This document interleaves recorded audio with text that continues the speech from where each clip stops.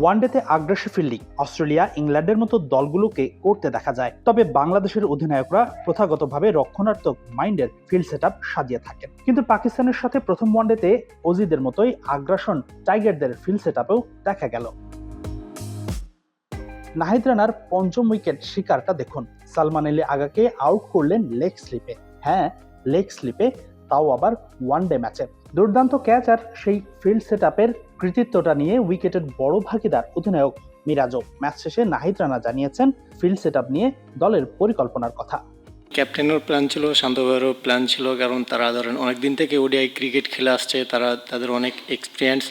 So আমি আর যখনই মাঠের মধ্যে হেল্প লাগে আমি তাদের কাছ থেকে নিই, এবং ফিজ ভাই আছে, তাসকিন ভাই আছে, তো তাদের কাছে সবসময় একটা হেল্প পাই, এবং এই জিনিসটা আমাকে অনেক প্রেশার ফ্রি করে।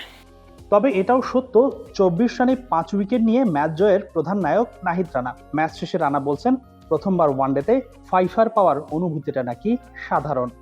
আলহামদুলিল্লাহ, ফিলিংস নর্মাল, বাট কেমনে চেষ্টা করবো যে কেমনে এই জিনিসটা লং টাইম ধরে রাখা।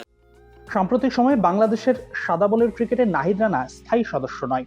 সবশেষ ওয়ানডেটা খেলেছিলেন 5 মাস আগে। সেই রানা তানজিম সাকিব, হাসান মাহমুদের ইনজুরিতে সুযোগ পেয়েই করলেন বাজিমাত। বেশ কিছুদিন ধরেই নাহিদ রানার সাথে নিবিড়ভাবে কাজ করছিলেন pace bowling coach Shaun Tait. ওজিআই কোচের অবদান কতটুকু রানার দুর্দান্ত প্রত্যাবর্তনে? কোচ হিসাবে আউটস্ট্যান্ডিং, কারণ উনি হচ্ছে একজন কোচ এবং ফ্রেন্ড হিসাবে আমাদের সাথে বিহেভ করে, এবং আমাদের যখন যেটা লাগে তিনি তখন সেই জিনিসটাই আমাদেরকে দেয়, এবং আমাদেরকে সবসময় বলে যে তুমি তোমার স্ট্যান্ডে থাকো এবং তোমার যা লাগবে তুমি আমাকে বলো, আমি জাস্ট তোমাদেরকে গাইড করার জন্য আছি।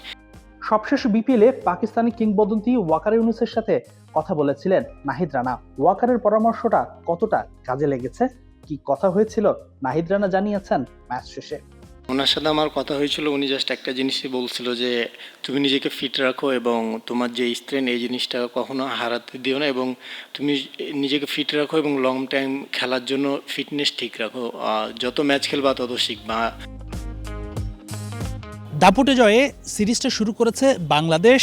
এখন পরের ম্যাচ জিতে সিরিজটা নিশ্চিত করতে চায় টাইগাররা। তবে নাহিদ রানা বলছেন পরের ম্যাচগুলোতে পাকিস্তানকে মোটেও হালকাভাবে নিতে চায় না তারা, কেননা যে কোনো সময় ঘুরে দাঁড়ানোর সামর্থ্য আছে অতিথিদের। তবে বাংলাদেশ দাপুটে পারফরমেন্সের ধারাবাহিকতাটা বজায় রাখতে চায়। হাসিনুর রহমান, যমুনা স্পোর্টস মিরপুর, শেরেবাংলা জাতীয় ক্রিকেট স্টেডিয়াম, ঢাকা।